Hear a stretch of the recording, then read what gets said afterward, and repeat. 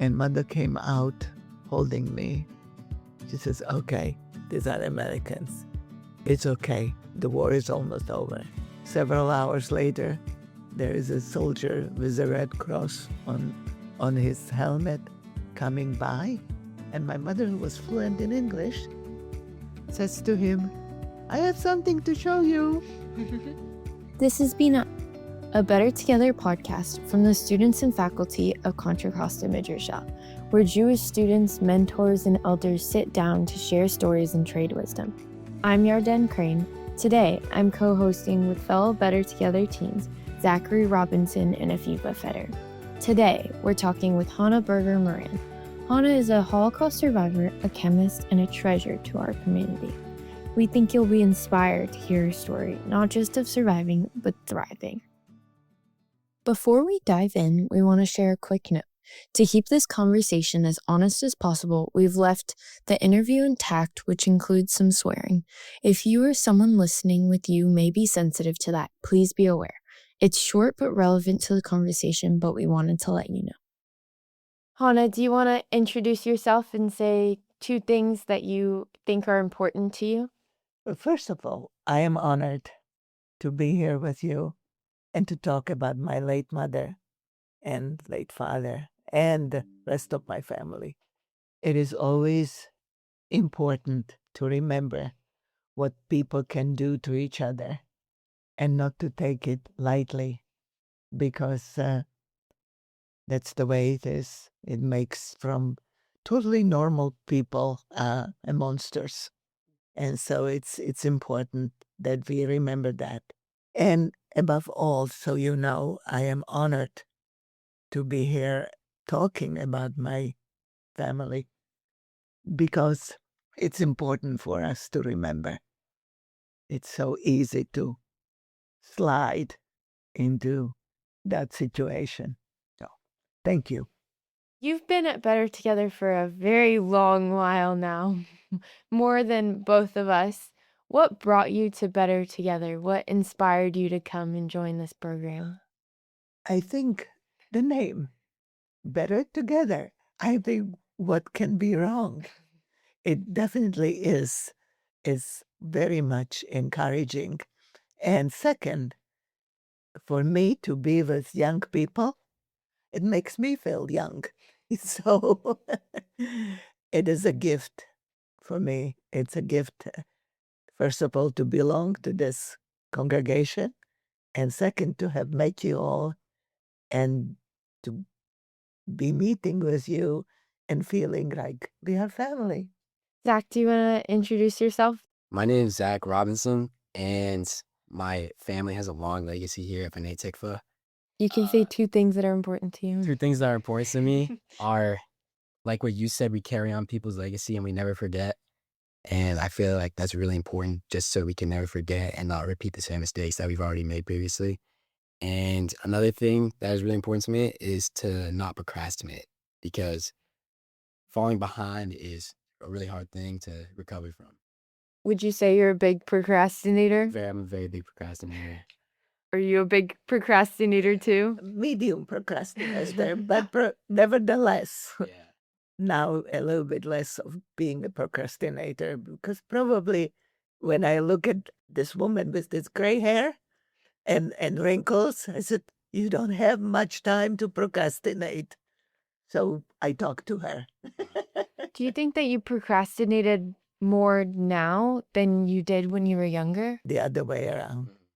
When I was younger, I procrastinated more because I had the reasons, well, maybe I will wait. I will not do it right now. And dumb. Would you say you were like a rebellious kid? Did you listen to your mother and what she said? Well, I was pretty rebellious, and my mom, on one hand, was pretty upset about it, and on the other, I think she was glad that I had the guts to be rebellious. So it was almost like, yeah, good. She's got it, and especially considering where I started. So it was it was important to her that I have a little bit of a chutzpah and a little bit of guts. And it doesn't mean that she liked it all the time. But having said that, she respected that.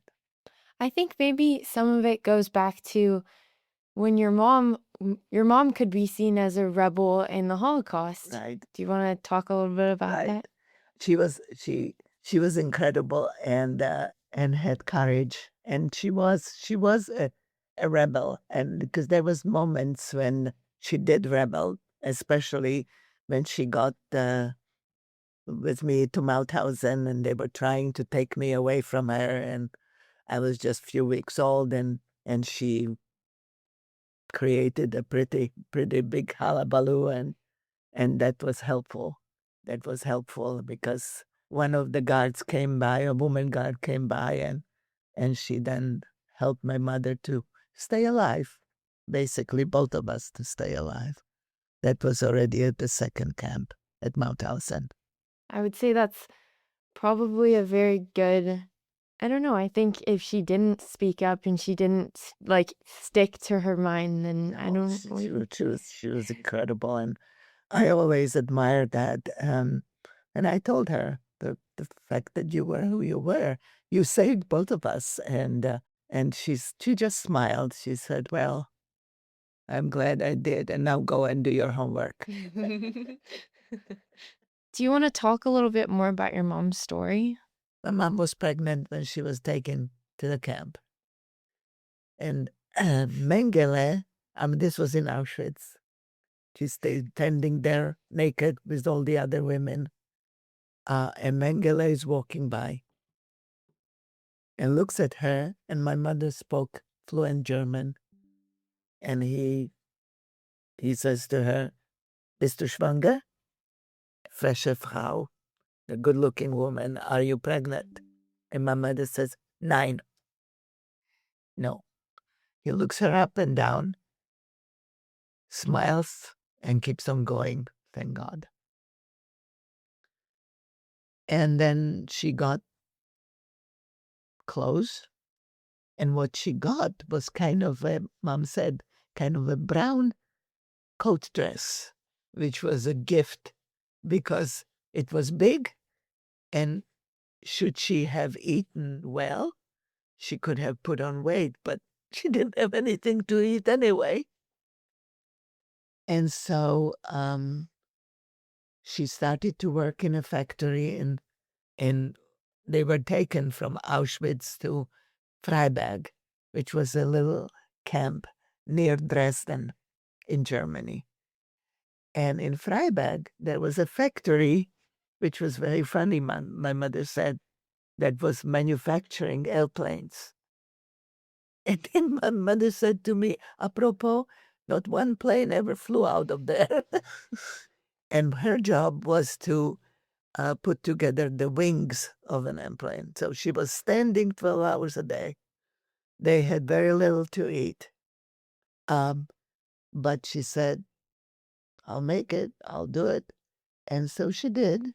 One day, toward the end of her pregnancy, she was uncomfortable, so she was taking off that brown coat dress. And I guess the belly got a little bit bigger. And this is now already in the camp, in a barrack. One of the women who was a prisoner as well started screaming like crazy, "You pregnant? You're going to get us killed. You're going to get us killed. You're pregnant." And the guards came running in, the women guards, like crazy. And she says, "Was ist geschehen? What's going on?" And my mother said, and then that other woman said, "She's pregnant." And they look at my mother and said, "Truly? Bist du schwanger? Are you pregnant?" And my mother says, "Yes." "Okay," they said. "What do you need?" This is what they said. "What do you need?"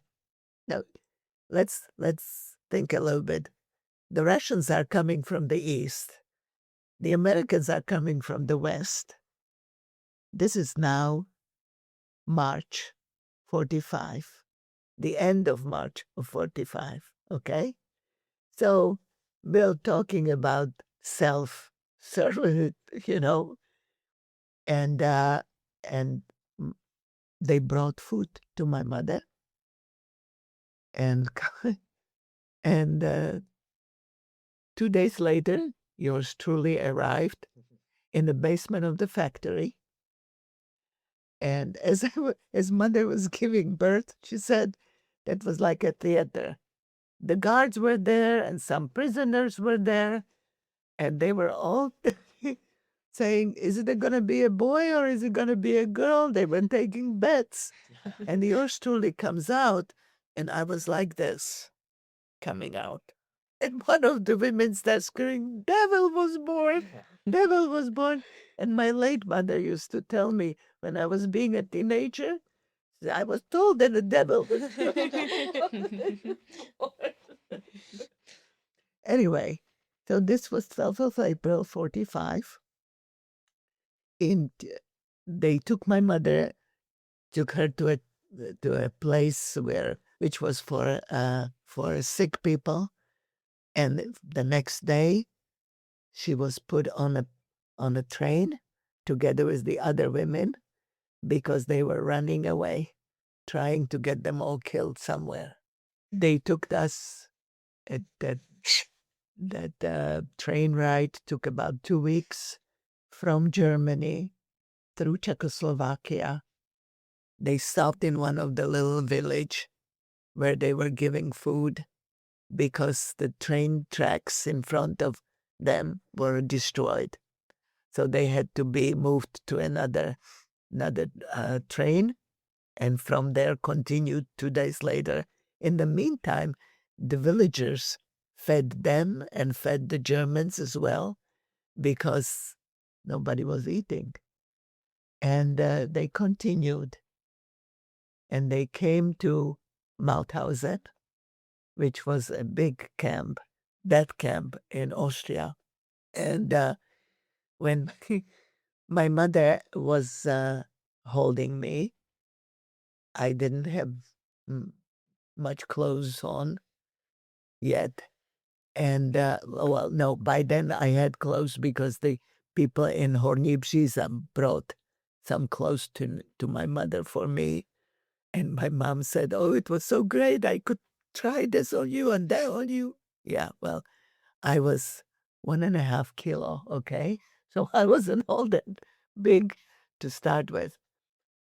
And when my mother came together with the other prisoners to the gates of Mauthausen, the guard said, oh, child? No, no, no, no, no. Trying to take it. My mother was screaming her head off. Hold me as hard as she could. And the guards were trying to pull me away. And luck again. Luck, one after the other. A woman guard was walking by and she says, stop. She said, and my mother spoke fluent German, so she understood what was being said. She says, I haven't seen a child 7 years. I want to play. And my mother let her play with me. And then the woman said, just follow me. She went to her barrack. She played with me. Then she turned around, gave me back to my mother, and said, don't go to the main camp. Go down there. There were 3 buildings, barracks, that were empty because the Polish and Gypsy prisoners were killed the day before. They were gassed the day before. And so they were empty. And my mother went there. There was no food. There was no drink. There was nothing. But there was a building. And so my mother was there with me when on the 5th of May, so this is now 28th of April, 29th of April, 30th of April. And on 5th of May, my mother hears an American song, which she knew, Roll Out the Barrels. And the car going up and another car going up the road, because Mauthausen is on top of the hill. You go up from Linz. And mother came out holding me. She says, okay, these are Americans. It's okay. The war is almost over. The war was over because it was 5th of May. Several hours later, there is a soldier with a red cross on his helmet coming by. And my mother, who was fluent in English, says to him, I have something to show you. He looked up, and then apparently my mother said to him, isn't she beautiful? Now, I met this man because I looked him up since he lived in Illinois, near Chicago, where I lived. And he said, Hana, I cannot tell you in any words how horrible you looked. But when your mother said, isn't she beautiful? So I just nodded. Anyway, so he told her, I have to bring my doctor because he was a nurse at that time. And he brought his doctor, and the doctor said, Dr. Harold Stacy, he says, I have to take care of the baby because I had furunculosis on the whole body, filled with pus. And so they took me, and the next day, and a woman nurse came back with me. My mother was staying in those barracks, and she was crying. And my mother said, is she dead? No, no, no, she's just very tired. She's just very tired. And that was it. And she brought me to my mother. In the meantime, as Peterson, Mr. Leroy Peterson, whom I found, met, and I called him Daddy Pete. And I am family with his family. And this, and my mother said, luckily they saved my life because they took care of all the infection. And then my mother got on the boat, went from Mauthausen to Bratislava on Danube, waited for my late father who didn't come back. She found her stuff on the street from where they lived. It was just thrown out. Luckily, she found it. She found another apartment, and then she decided she got help for me, a caretaker, and she went back to school. She went back to study to become a teacher of languages. And the rest is history. She was just incredible and never felt sorry for herself. And she was always very clear to how I am supposed to behave, how I am supposed to study, how I am. She got just a little bit annoyed that I wanted to study chemistry. It was like, because she was a teacher of languages, right? I said, Mom, I already speak languages. I love chemistry. Okay, okay. But I didn't bother her, to talk about the camp and stuff if she wanted to talk about it. And she wasn't interested. She just said, we are here. That was her favorite saying, we are here. And that was it. Yeah. I wish my father would have survived. I wish he would have believed that she's going to survive, but he didn't. And he basically didn't want to live. And that was it. She never remarried. And it was important to her to be teaching languages. And she was a fantastic teacher. She really was. She was my teacher too. And let me tell you, it wasn't fun. But she was incredible. How did you find Pete? Oh, I knew it was 11th Armored Division. Okay. So I got in touch with them, and I asked, and they said, oh, first they gave me a different person, and they said, no, it's not me. It's Leroy Peterson. You want him. And I found out his phone number and where he lived, 40 kilometers from Chicago to the west. And yeah, I called and I said, may I come and visit? And he just kept saying, I don't believe it. I don't believe it. I don't believe it.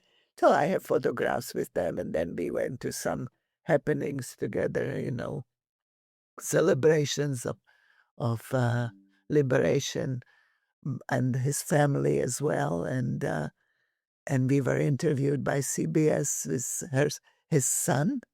And there will be a program, CBS, which will be sometime. I will let you know when.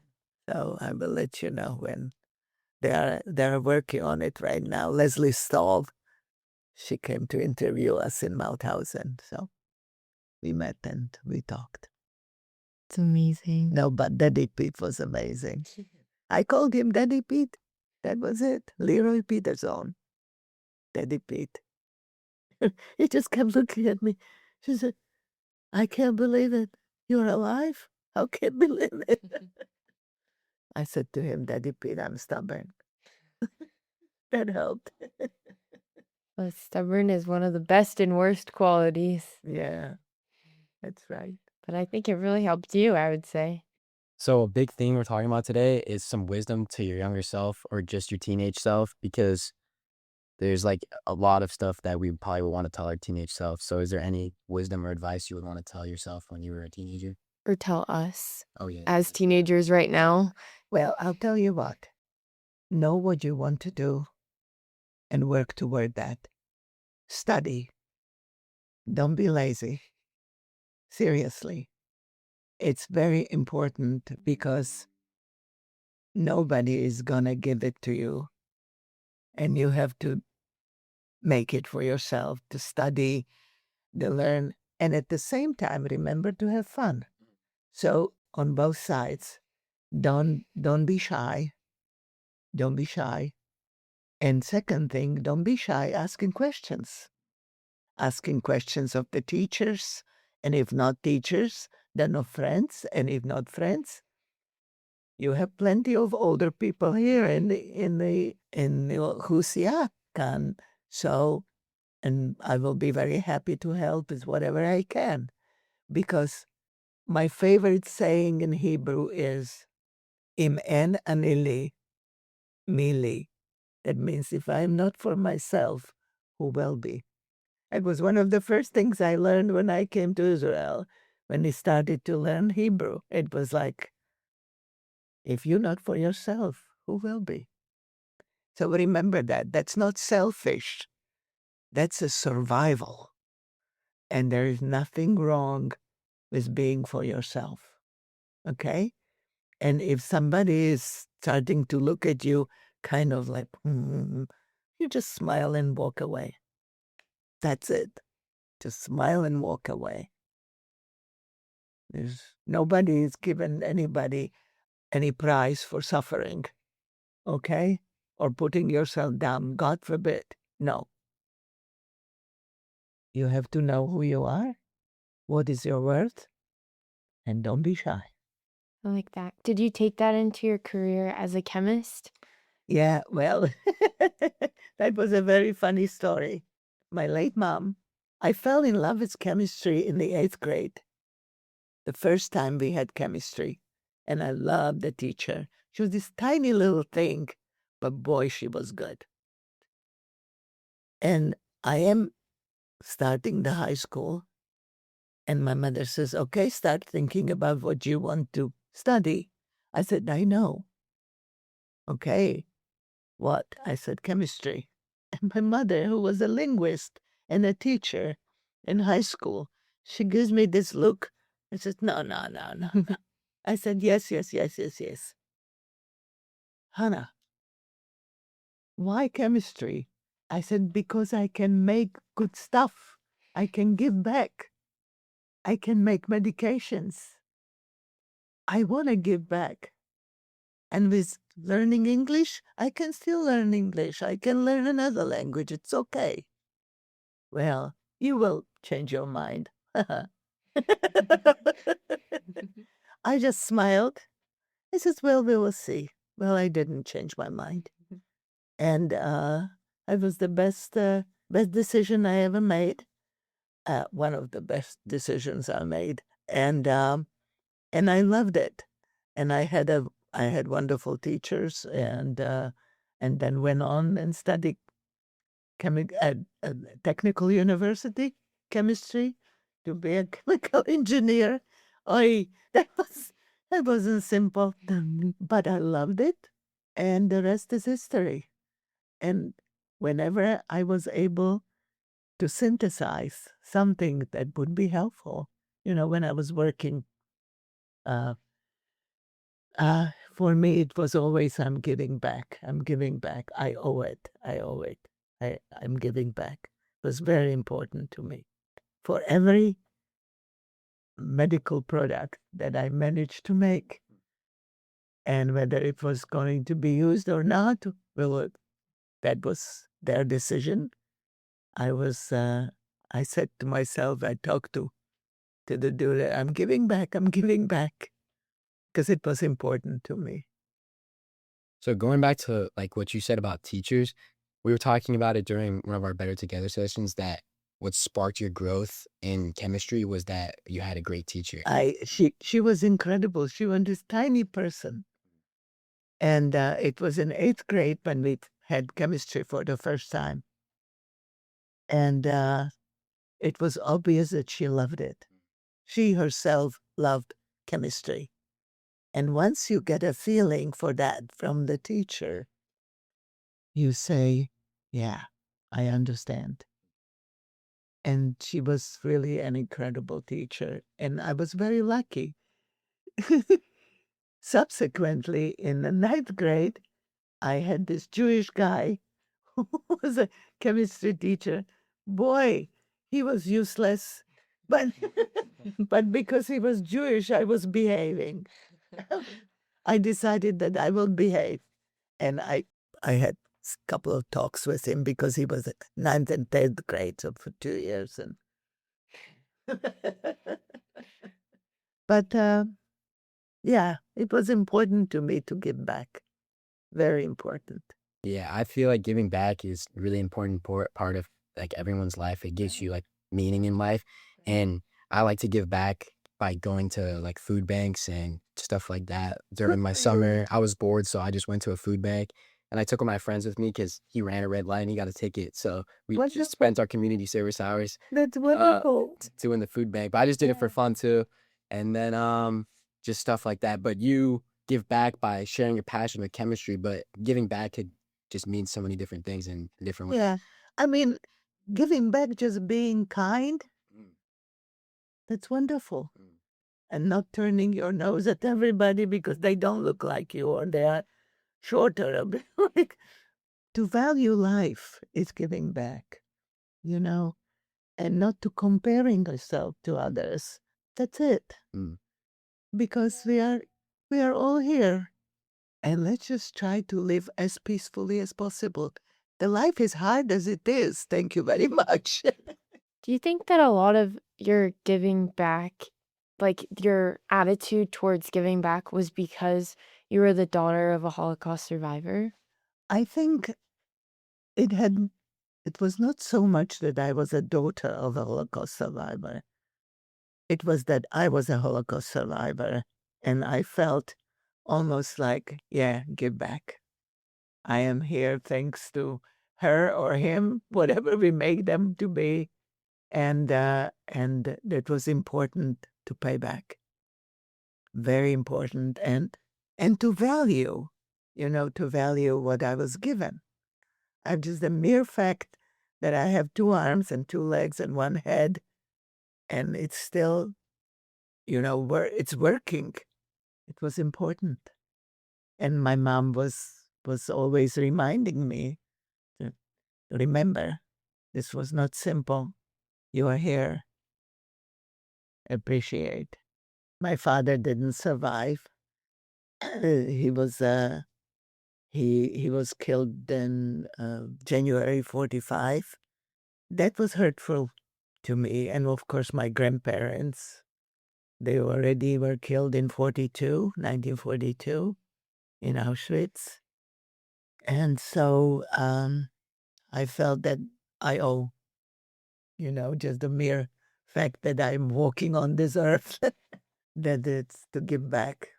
I'm with you. I think this past weekend with our Contra Costa Midrasha, we went to LA for like a retreat that we normally do, and we visited the Museum of Tolerance. Right. I don't know if you've ever been No, there, I've never been but there. it like takes you through almost like a simulation Wow. where you get to experience what it was like and see the pictures of what it was like through the Holocaust, and it's Right. just like that you feel that firsthand experience and you feel the pain and the fear and I just feel like after seeing that and after hearing all these stories and just keep on going through it, I feel some of that guilt. I may not be a Holocaust survivor myself, but I feel so grateful to be alive because the goal was to get rid of all Jews, but we're still here and we're still going and surviving and succeeding. And Right. I think I always feel that of like, life's too short to keep on complaining and That's keep right. on getting in your head. Like we were given this chance to survive and to grow. Exactly. And that's how I felt all my life.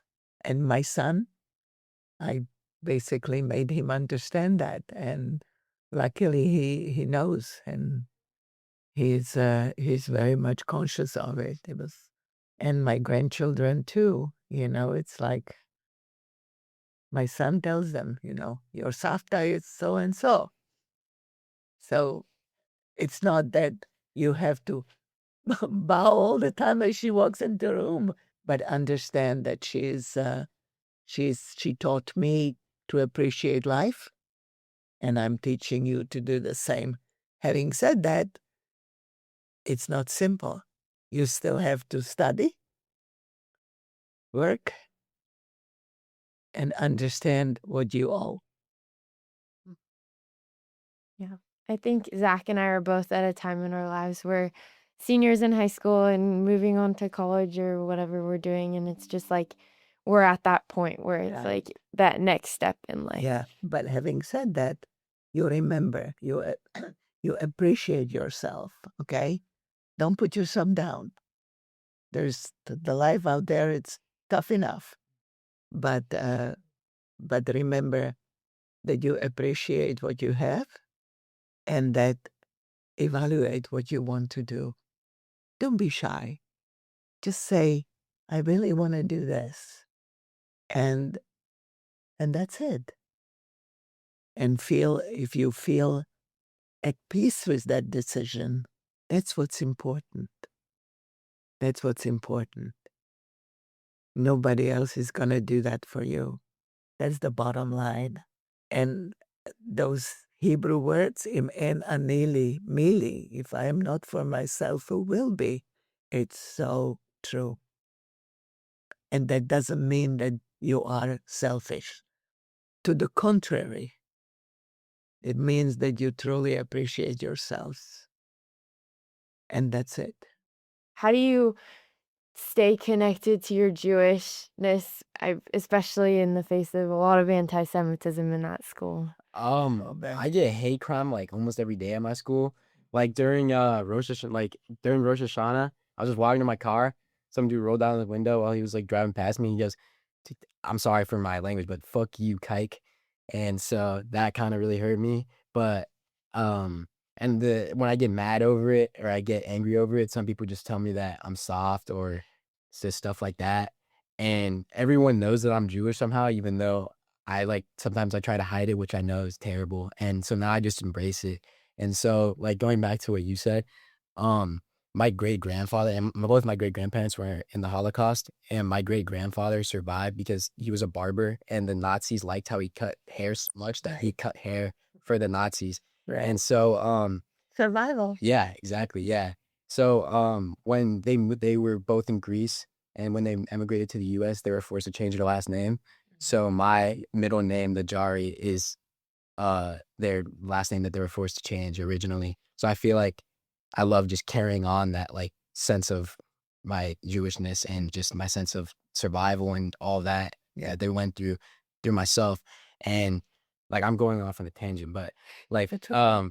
when people talk like there's this huge question like would you if you like you could have dinner or meet any celebrity dead or alive, who would you meet? And my answer is always my great grandfather, and I get like because I was unfortunately unable to meet him, and so but every story I hear about him is great. And also I noticed that like every single Holocaust survivor is the nicest and most kind person in the world, like literally, even though they have no reason to be, but they're the nicest and most kind, especially you. You're the nicest person of all time. And so yeah, I just say my great I grandfather. can be a real bitch. Everyone think. No, but I am blessed to be here. I really am blessed to have met you all and to be here. And trust me, if somebody was being impossible when I was working, I didn't get into fights with them. I just said, never mind. I just walked away. And that got them even more pissed off, which was just fine. And I love you so much. I wrote one of my college essays about you. Oh my God. Yeah. I wrote like one of my main college essays about you, Oh and I my God. mentioned you in one of my college essays. So Oh, yeah, Jack. yeah, Oh, thank you. yeah. Oh, I you did want me too. to Really? live with me now because I'll be walking Yeah, around with my nose stuck No, in the because air? you Thank teach me so much just like Thank from you. being kind when you have like the no reason to be just so kind and Why so not? awesome. Because You you are wonderful people. I mean, why not? But it's like you don't have this. I feel like everyone can be a meanie pants and everyone can be a like especially you guys have this like excuse, I would say. Like it's you don't have to be nice. You don't have to you have hate you can have hate in your heart. And I feel like with you, like I don't see any hate at all. Like I just see so much like sunshine and just like kindness. Like that's you have a soul of kindness. Thank you. Oh my goodness. Thank you. Thank you so much. Yes. No, Thank I you so also wrote much. some of my college essays. just No, my mom was so wonderful. And then last 10 years, she just stopped living. She was just sleeping. And, but she was an incredible teacher and adored by all her students. And she was tough. God, she was oh, tough. I feel like that's the definition of tough is your mother. Yeah. She was tough. Yeah. But she was wonderful. She would be so proud of you for what you've done and everything that you strive to do. And No. I mean, oh yes, it was important to me to give back. Very important to me to give back. Because like mom said, so didn't believe. So this is from the concentration camp about my mother, her information, you know, Löwenbein Piotrka. And by the way, we had to change the last name because it was too Jewish. So she was told by one of the teachers who was her colleague, she said, Priska, you have to change your last name. And she did from Löwenbein to Lomova. When Lomova, because Lom, L apostrophe O-M-M-E, would be a human being in France. And she was a teacher of French and English and German. So she said, well, that will work. But just like in Mauthausen, where I have my birth certificate from, when she said, I want her to have the name Hana, Hanna, because that's how it was spelled, Edith Löwenbein. And they said, nein. It has to be Edith Hana Löwenbein, an echte deutsche Name. It has to be the real German name, Edith. And so I have a birth certificate with Edith Hana Löwenbein. And then I have a Slovak birth certificate in 60s, which has just Hana Lomova. So it was, Hana, right? But it's very funny. It's like, yeah, I could be like schizoidal patient and all those problems. But My dad was a journalist, and he was a beautiful, tall man. And Mom was barely to his shoulder. And they at least had some few years, good years together until they were loaded onto the train and taken first to a small Slovak camp, and then the next day to Auschwitz. And they were separated there. And one last time they spoke together across the fence, and all my mom said, all my dad was telling her, Piri, just think good thoughts. Just think good thoughts. Be careful and think good thoughts. Well, I wish she would have thought good thoughts, because Mom learned later that he didn't believe that she will survive, that we will survive, and he stopped eating. And so he became very weak, and the rest is history. But he was yeah. I feel like you take that with you. Yeah. Think good thoughts. Right. Think good thoughts. And that's what she told me. Even when I was when I was at home with her, and she always said, remember, your father said, think good thoughts. Think good thoughts. Yeah.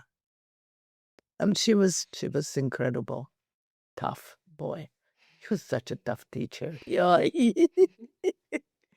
But she was respected and loved, and she loved what she did. And she was teaching languages, and we learned a lot from her. How many languages did your mother speak? She spoke Hungarian, German, English, French, and of course, five. 5, yeah. And how many do you speak? And she got pissed off that she didn't speak. Sorry. Yeah. She didn't speak Hebrew.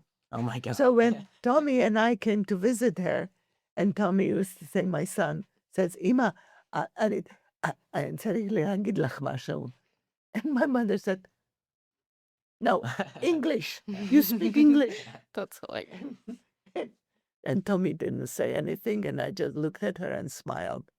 I said, Mom, I can teach you Hebrew. No, I already speak enough languages. How many do you speak? Well, I speak Slovak, and I speak Hebrew, and I speak English, and I speak Russian. So you're even, 4 or 5. Depends. On a good day, it's 5. On a bad day, it's 4. How important do you think it is to learn a new language? Because it's just millions, hundreds of millions at sometimes more people that you could connect with when you learn a new language. I think it's important. I really do. And in my country, we had a saying that you are so many times a human being, how many languages you speak. But the bottom line is that it's a communication, and it makes you available. And I loved Russian. I did. I don't like the politics, mind you, but the language I loved. What was difficult for me was to learn German. I really had a difficulty learning German. And my mom said, it's a language, Hana. It's just a language. And besides, and then she said, you were born there. Germany. I said, well, that's why I'm not crazy about it. But we got over it. Yeah, we got over it. And of course, I learned Hebrew when I went to Israel. And that was, I love that. I really did. She's smiling. Even now, whenever I can, Julia can tell you that whenever I can say something in Hebrew, I'm already okay. No, that identity, that's what it is. Yeah, because I came to Israel and with this father of my son, and then Tommy was born there a couple of months later, and the reason I left was the Russians invaded Czechoslovakia, and I will never forget that, driving to work and picking up people from the bus stations because there were no buses, and then took them where they needed to go. And in the afternoon, I went straight to get the passport because I didn't have a passport. And Tommy's father had a passport because they already traveled. So I said, I need to get a passport. So my passport photo is I am still in my lab coat. But it was very important that I get it. My mom wasn't at home. She was actually at the kurort in Western Czechoslovakia getting treatment. And so she didn't know we were leaving. Her sister, my beloved aunt, knew it. She says, go, go, go, go, just go. And so we went, and I was driving because Tommy's father didn't drive. And we came to the border in Bratislava, the border to Austria. And the guards saying, don't go too far. This won't last too long. And me, so I'm just going to Vienna to buy some clothes. As you can see, I'm expecting, so I need some clothes. I said, and I said, just write down 4 days, okay? And they said, They crossed off the 4 days and did 100. So I can take stuff. I said, I already have what I need. And then we came to Vienna, and that afternoon I went to I went to Israeli embassy, and General Uzi Narkis, may he rest in peace, was there. He takes one look at me and he says, "Oh, inner Aliyah." Inside Aliyah. I said, yes, yes. And my uncle, my mother's 2 brothers were already living in Israel. So I knew that that's where I will go. And and my uncle took me to Dizengoff in Tel Aviv. And he says, Hanele, look around. And this was in Slovak. And he says, do you see that person there? Jewish. Do you see that person there? Jewish. You see that person there? Jewish. It's not like in your town when the professor and the doctor and somebody else are Jewish. Here, everybody's Jewish. And I will tell you that I felt such a freedom at that moment. And yes, I'm living here now because it was a professional decision to do the postdoc in the United States. But that moment, I will never, ever forget. Looking around and saying, yeah, everybody's Jewish. You said, what's his name? Uzinarkis, the general Uzinarkis, in the 6-Day War. He was the general in the 6-Day War. Yeah. He was a short man, but I will never forget him. Oh, What makes him so special to you? Israeli. It was special. It could have been anybody, but it was somebody from Israel. And that was very important to me.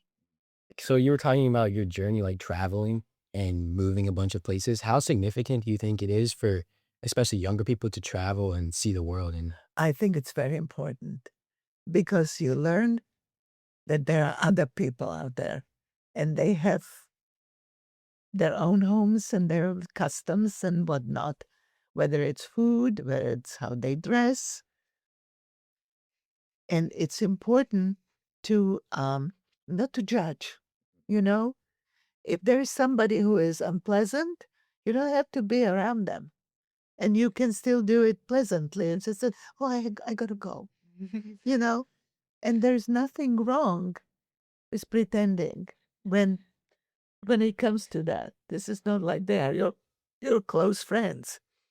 But it's important to learn about other types of people, if you will. Having said that, remember to be safe above all, because nobody can do that for you. Here it comes, if you're not for yourself, who will be? You have to protect yourself. That's very important. I think I very much agree. I don't even know what year at this point, but I did a service project, a volunteering project in Costa Rica. And so Costa Rica. in Costa Baby, Rica, you're free. so we were just in like this small town in the middle of nowhere in Costa Rica and helping out, like we lived in host families. Uh-huh. And so every day we would go out and we would volunteer with the community. So sometimes we'd like paint the community center or garden the Right. whatever. And so we would just volunteer for basically the whole day and then we would come back and we would Right. go with our host family. And I always think about that experience and what you're saying with traveling, because traveling, it's the way that you get to know other people. It's the way that not everyone lives in our blessed life and not everyone lives the way we live. And Exactly. it's so important to get to know those other people and help them and just do good. Right. And just to understand the differences. Mm-hmm. It's very important. Going back to what Yarden said, I have family in Greece and in Thessaloniki, which is the second what? largest town. Yeah, very Thessaloniki, Jewish. Yes, yeah. very Jewish. And so we were staying in our cousin's house. It was a very small house, and there was just nothing I was used to. I was really young at the time, then kind of stubborn, so I didn't love it that much. But I love taking walks, and we took walks to go get food and just seeing the scenery. It was just beautiful and nothing I've ever seen before. And we walked past a temple, a very, very, very small temple that maybe seated 30 people, if that. And we walk in and we see our cousin that we saw just like 20 minutes ago going over there, and he was going to work. And we're just like, don't you already have like 2 other jobs? And he said that he works 4 jobs. So it's just going back to what she said, like, no, we're not as fortunate, like some people aren't as fortunate as us. And it's just important to realize that. And to help people and to do good. One has to appreciate the differences. One doesn't have to bow to something that is unpleasant. But as I said, when people are unpleasant, I just say, gotta go. I'm very guilty of doing that Yeah. to my brother who's in college. Right, we call sometimes, and sometimes he likes to express his emotions. Right, And of so I course. say, go eat, and I'll see you. I'll talk to you later. He's the older brother, right? He is the older brother. Sometimes I act like the older Yeah. sister. When my son was getting married, I said, Tommy, you give me grandkids. Understood? Kenny, Mom said that. And he did. He's a good son. He listened. I have a granddaughter and a grandson. And she's older. She's the older sister. They're both at university and smart kids. I'm very, very, very, very happy. Even though they are in Brooklyn, New York, but still, we have calls. We have video calls. And you have us. And of course I have you. But I'll try to control myself and not jump all over you all the time. It's okay. No, this is a gift. This is a true gift to be a member of this place. I agree. And having met you, I'm so lucky. We're all so lucky. We're also like, I try to think about my life without this program, but I honestly can't. Like, I can't. What Zach said, like, I wrote my college essays on Better Together, and just, Wonderful. it's part of me. It's now a big part of me, and doing the podcast and Yeah. helping lead some things with Better Together. And it's just like, it's become who I am. Yeah. And it's become like a really big part of my identity. Just remember to be good to yourselves. Im en anili, mili. I say that to myself so many times during the day. If I am not for myself, who will be? It's a mantra. And Everyone it has is a not mantra. selfish. It is realistic. Yeah. It's important. They were my classmates. I could call it classmates, even though it was at university, the technical university where I was studying. And there was this guy who was in the same study group as I was. And she says, he was talking to 2 other classmates. So with this, I call it classmates, but that's his university already. And he was telling them how Jews killed Jesus. And I stopped by and says, Eric, what kind of nonsense? I said, it was the Romans who killed Jesus. It wasn't Jews who killed Jesus. Well, never mind. You Jews. I said, Eric, you're lucky that I'm not hitting you here in front of everybody. And I stopped. He was in the same study group. I never talked to him again. And when we had the reunion, 30-year reunion, he kept running after me. He said, Hana, I want to talk. And I said, I'm not talking to you. You don't exist for me. Oh, but I want to. It was like, no way. Stupid. Anyway. Yeah, I agree because I feel like anti-Semites are some of the most uneducated people in the world. They're And stupid. the only question you have to ask them in order to prove my point is, so just say there's 7.5 billion people in the world. Guess how many people are Jewish? And you will get the most outlandish answers possible. Right. The most outlandish one I got was, I think I got like 2.5 billion one time. I don't get any number lower than 100 million. And then I tell them, okay, now go look it up. And you just can see the shock on their face. And it's just like, so we control the weather, we control the government, we control all this stuff, but we're a fraction of a percentage of the entire world. So it's just I just used to say it's just because we are smart. No, exactly, yeah. Oh, the space lasers. How could I forget? There's so many things that I just I laugh because honestly, just like how do you what goes in your mind? Oh, so now we can control space lasers. We're aliens and we have like antennas. Like what's They used to, when I was in middle school, they used to say, Hana, you have to come with us to the church. We have to try. So I went to church. They were walking around with that thing. I couldn't breathe. So I turned around and walked away. And that's how it was several times. I said, I don't need to go to church. I have my own faith. Okay? Leave me alone. And so because my mother was their teacher, so they had to behave. especially nowadays with the anti-Semitism, you just have to be who you are and just stick with it. And I like the block out the haters. Just make sure that you stay safe. Okay? No need to be heroes. Yeah.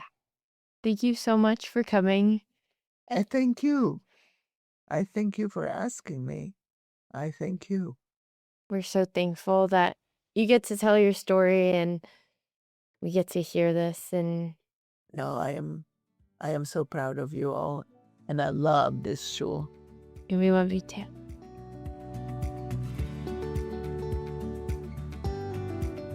Thank you for listening to Bina from Contra, Costa, Midrasha.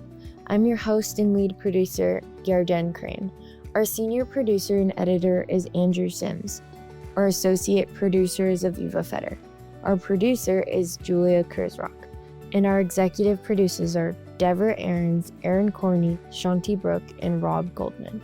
We also want to thank our funders, Sinai Synapses, Contra Costa Jewish Community Center, an anonymous prominent national foundation, and the wider Midrasha community for making this show possible. If you want to donate so we can make more episodes or have questions for our team, email shalom@binapod.com or visit binapod.com. Our Bina Better Together podcast presents candid interviews and personal stories, including memories, opinions, reflections, and personal information. These conversations are shared from each speaker's perspective. Whenever we edit for length and clarity, good faith efforts are made to preserve the accuracy and intent of expressed statements. All subjective views and opinions expressed on air are those of the individual speakers and do not necessarily reflect those of Contra Costa Midrasha, human content, the student hosts, the production team, or any affiliated individuals and organizations. To learn more about our ethics policy, visit binapod.com. This has been a Human Content and Contra Costa Midrasha production.